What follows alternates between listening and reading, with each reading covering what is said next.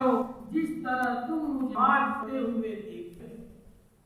تو کہنے کا حاصل یہ کہ نماز جو معظم بالشان عبادت ہے، اس کے باوجود قرآن کریم نے صاف الفاظ کے اندر یہ بات نہیں فرمائی کہ آپ کو دین میں 5 مرتبہ پڑھنا ہے، فجر میں 2 فرض ہے، ظہر میں 4 فرض ہے۔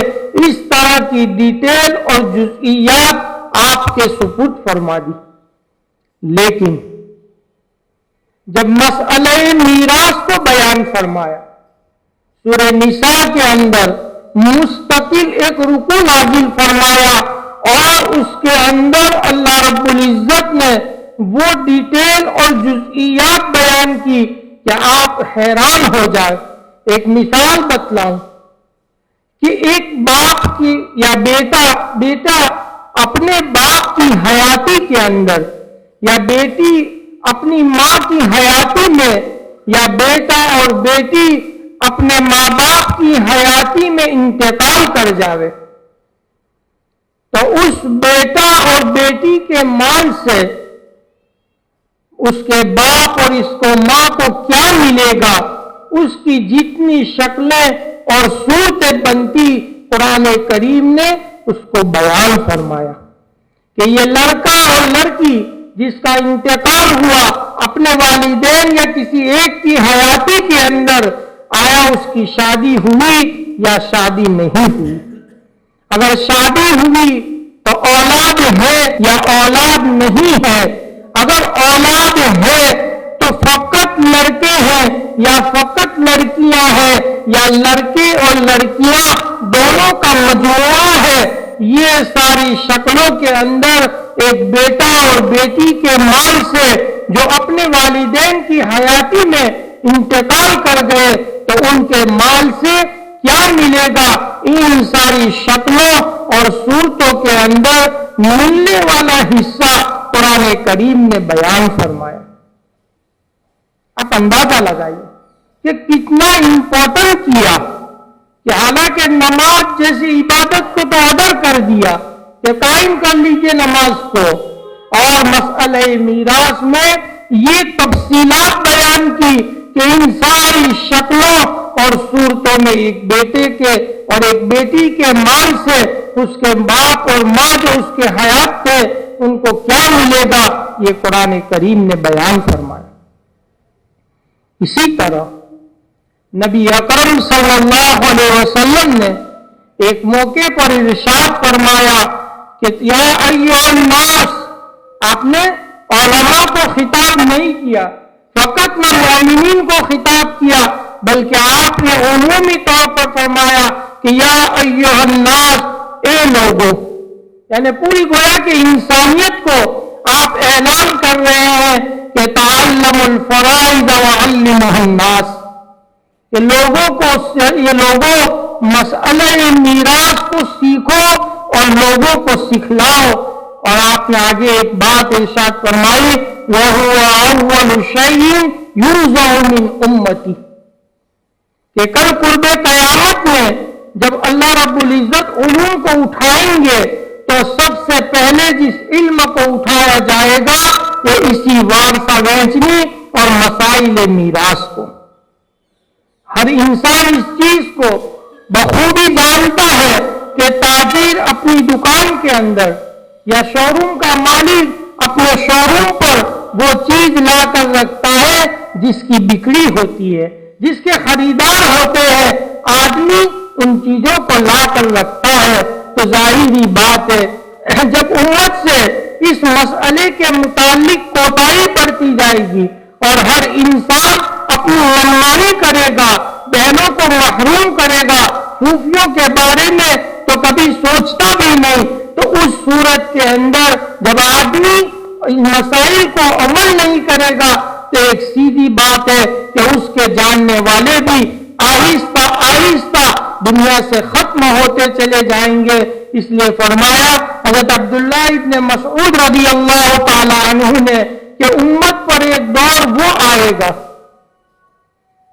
کہ جب کسی بھائیوں کے بیچ میں اختلاف ہوا اور یہ بات طے ہوئی کہ چلو شرعی قانون کے مطابق ہم میراث کی تقسیم کر لیں. فرماتا ہے حضرت عبداللہ ابن مسعود رضی اللہ تعالی عنہ کہ دونوں چلتے چلے جائیں گے. مسافت شرعی کی مقدار جو 78 کلومیٹر ہے. ایک نہ حافظ قرآن، نہ عالم دین، نہ مفتی، نہ کوئی اور اس مسئلے کا جاننے والا ہوگا کہ جو قانون خداوندی کے مطابق ان بھائیوں کے بیچ میں میراث کی تقسیم کر سکے. وہ آپ کا فرمان کہ وَهُوَ أَوَّلُ شَيْءٍ يُنزَعُ مِنْ أُمَّتِي کہ میری امت سے سب سے پہلے اسی چیز کو اٹھا لیا جائے گا. تو کہنے کا حاصل یہ کہ اللہ رب العزت نے اپنے کلام پاک میں، نبی اکرم صلی اللہ علیہ وسلم نے اپنے پاک ارشادات میں اس کو جتنا امپورٹنٹ کیا، امت اتنی ہی کوتاہی کا شکار ہے. اور قرآن کا انداز تو پھر آپ دیکھیں کہ ان ساری ڈیٹیل اور تفصیلات کو بیان کرنے کے بعد اللہ رب العزت نے آخر میں جو لب و لہجہ استعمال کیا، شاید کسی مقام پر یہ لب اور لہجہ ہو. اللہ رب العزت فرماتے ہیں کہ وَمَن يُطِعِ اللَّهَ وَرَسُولَهُ کہ جو آدمی ان قانون میراث میں اللہ اور اس کے رسول صلی اللہ علیہ وسلم کی پیروی کرے گا، اطاعت کرے گا، تو فرمایا کہ یدخلہ جنات تجری کہ ہم ان کو ایسے باغات میں داخل کریں گے، ایسی جنت میں ان کو داخل فرمائیں گے کہ جس کے نیچے نہریں بہتی ہوگی. ذالک الفوز العظیم اور فرمایا کہ یہ بہت بڑی کامیابی ہوگی. پھر آگے فرمایا کہ وَمَن يَعْصِ اللَّهَ وَرَسُولَهُ وَيَتَعَدَّ حُدُودَهُ کہ جو آدمی ان مسائل میراث کے باب میں اللہ اور اس کے رسول کی نافرمانی کریں گے.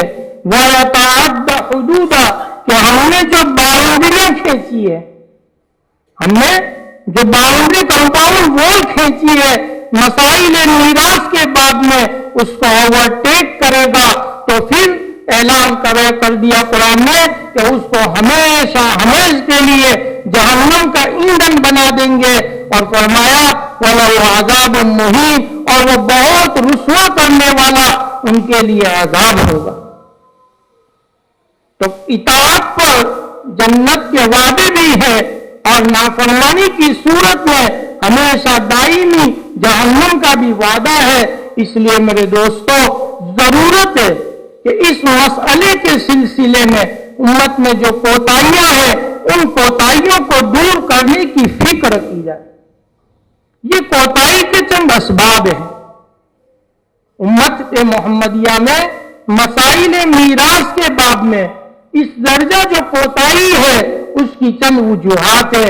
ان وجوہات میں سے سب سے پہلی وجہ ہمارے ذہنوں میں یہ ہوا کرتی ہے کہ ہم نے جب بیٹی کی شادی کی تو بیٹی کی شادی کے موقع پر ہم نے بہن کو چند جوڑی کپڑے دے دیا، چند تولہ سونا دے دیا، یا اس کے بیٹوں کی شادی آئی تو ان شادی کے موقع پر چاہے تو بھاگ کے نام سے یا جس برادری نے جو نام اس کا رکھ لیا ہے ان ناموں کی بنیادوں پر ہم نے کچھ دے دیا، تو اس دے دینے کو انسان یہ سمجھتا ہے کہ گویا کہ ہم نے میراث کا حق ادا کر دیا.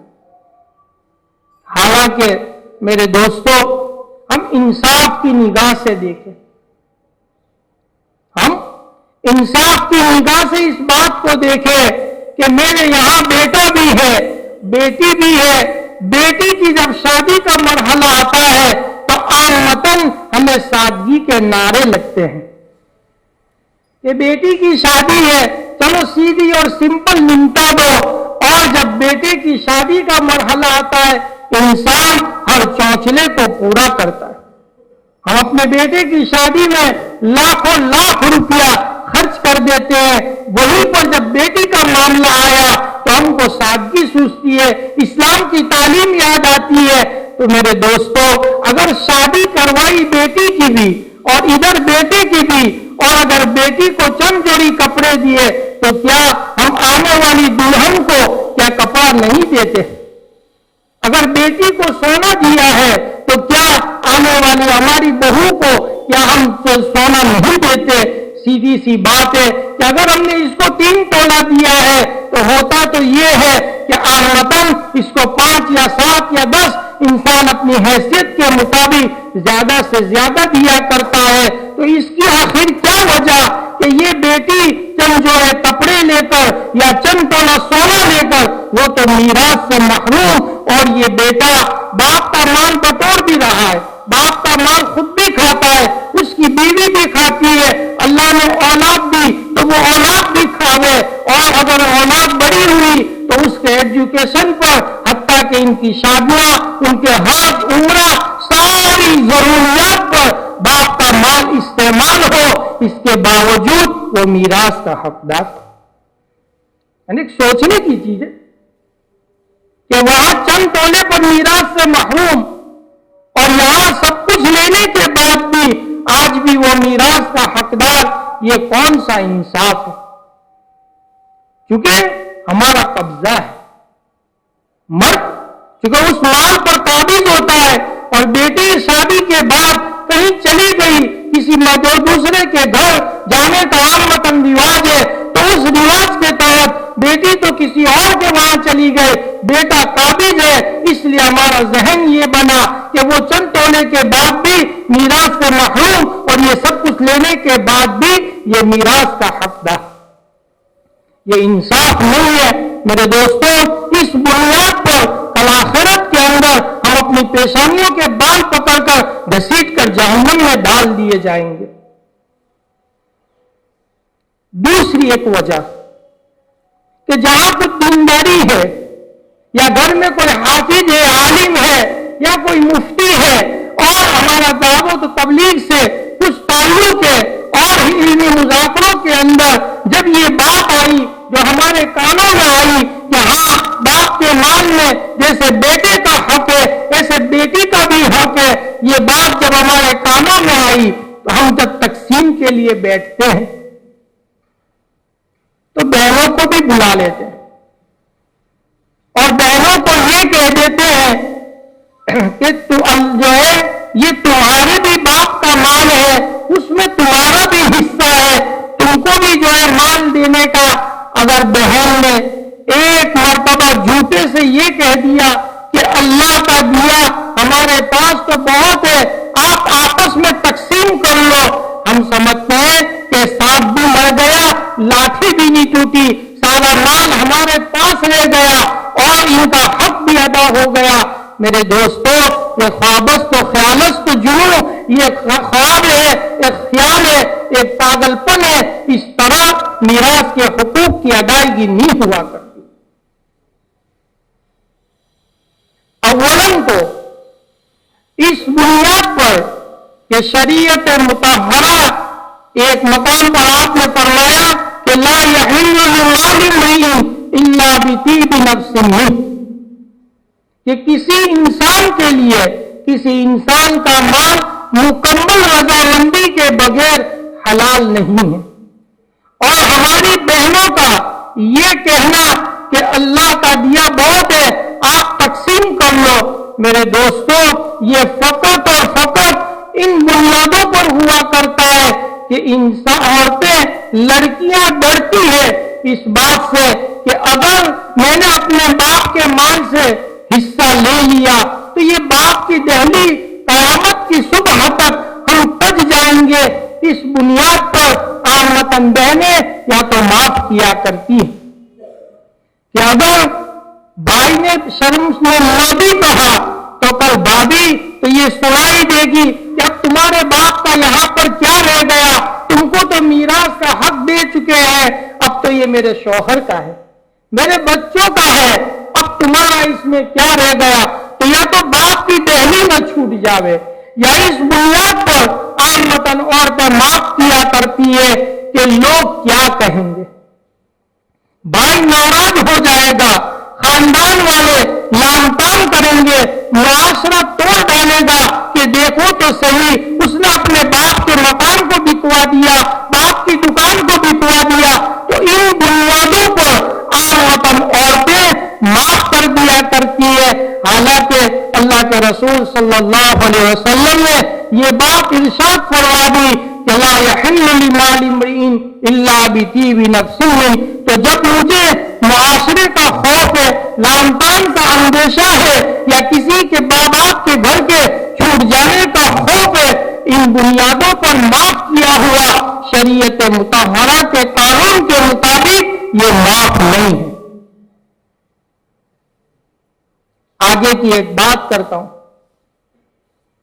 کہ اگر کوئی بھائی دعویٰ کر لے کہ کوئی پریشر نہیں ہے، نہ کوئی اندیشہ ہے، فقط اور فقط مکمل رضامندی ہے، اس رضامندی کے ساتھ ہماری بہن نے معاف کیا، شریعت مطہرہ کہتی ہے کہ اس معافی کا اعتبار نہیں کیا جائے گا، یہ معافی فورت نہیں ہے، اس لیے کہ شریعت نے یہ تعلیم دی کہ قرضے کا معاملہ ہے کہ میں نے امام صاحب سے 100 روپیہ لیا، انہوں نے بڑی مدت کے بعد کہا کہ معاف مت دینا، تو یہ معافی تو شریعت ایکسپٹ کر لے گی، لیکن مسئلہ میراث کے باب میں شریعت کا قانون یہ ہے کہ اس طرح کا بہنوں کا کہنا معتبر نہیں ہے، قابل قبول نہیں ہے۔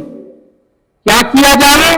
فرمایا کہ سب سے پہلے تو ویلیویشن کے حساب سے، آج کی ویلیویشن کے حساب سے ان کی قیمتیں لگائی جائے، اور قیمت لگانے کے بعد ان کا کیا حق بنتا ہے وہ حق کی فگر ان کو بتلائی جائے۔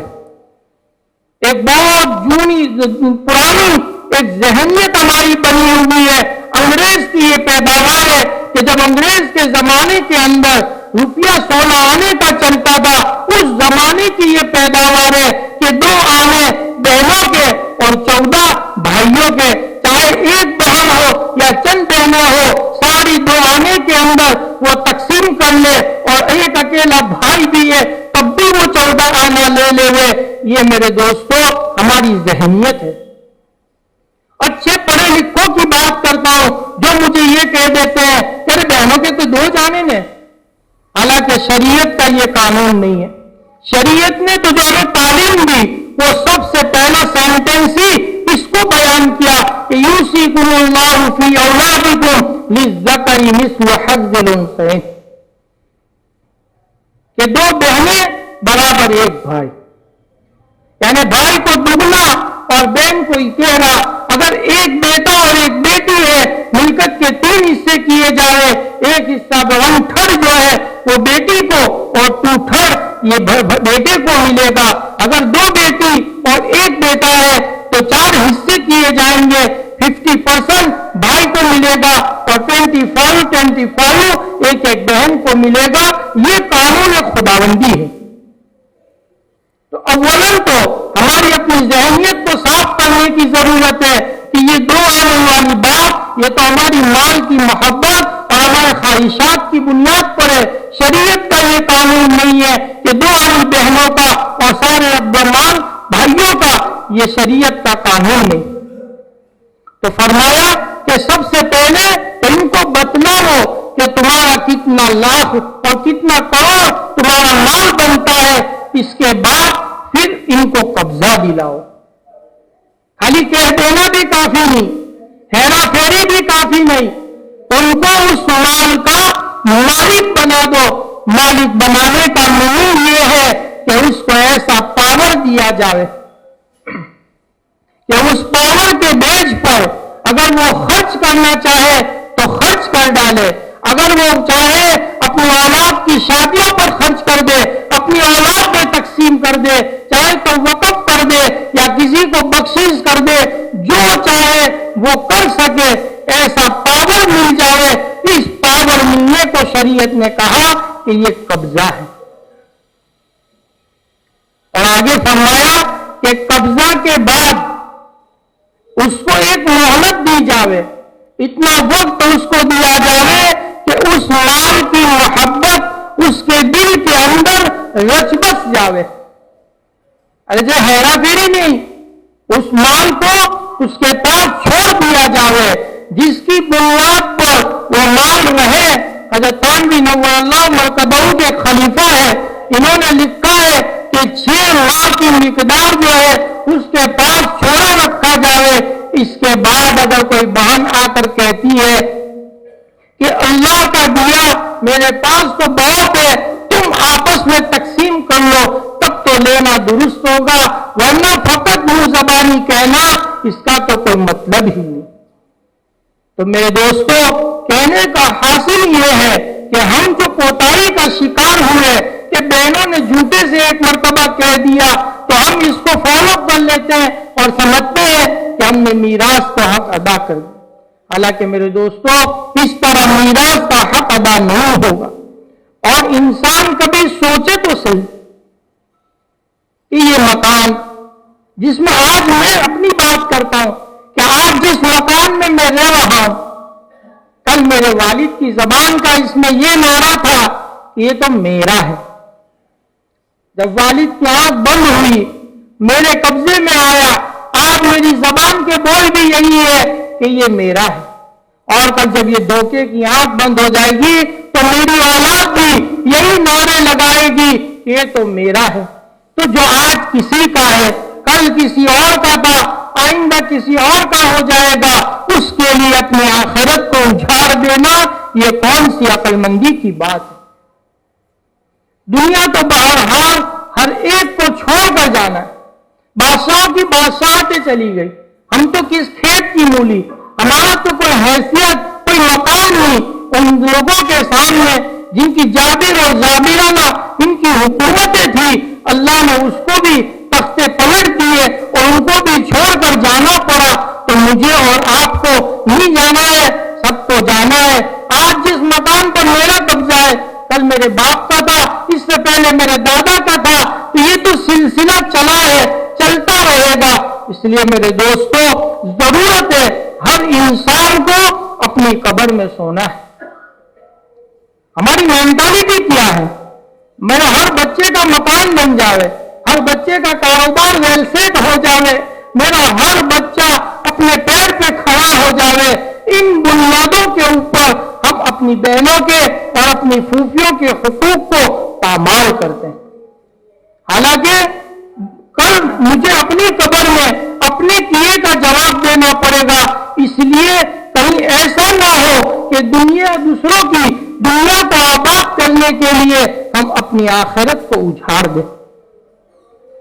یہ کتنے بڑے افسوس کا مقام ہوگا کہ پوری زندگی تو ہم محمدی کہلائے اور کل اس وراثت کے مسئلے میں کوتاہی کی بنیاد پر کل خدا کے سامنے، پوری انسانیت کے سامنے ہم جہنمی کہہ کر پکارے جاوے. تو یہ کتنے بڑے افسوس کا مقام ہو. اس لیے میرے دوستو، بہت سوچنے اور سمجھنے کی ضرورت ہے کہ اس مسئلے کے اندر